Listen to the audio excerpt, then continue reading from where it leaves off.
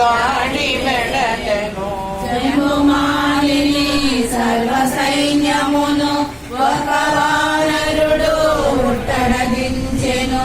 ఈ వృత్తాంతము వినిన రావణుడు నిప్పులు గ్రక్కుచు ఆజ్ఞాపించెను. మంత్రి కుమారుల తగిన బలము కొని ఆ వానరుని దండింపగ పొమ్మనే.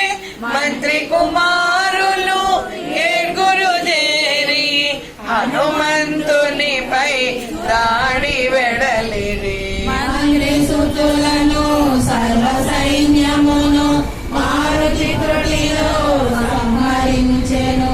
ఎటు చూసినను మృతదేహములు, ఎటు పోయినను రక్తపుటేరులు.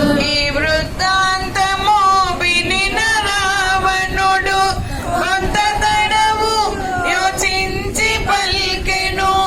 సేనాపతులను తగిన బలము కొని ఆ వానరుని దండెం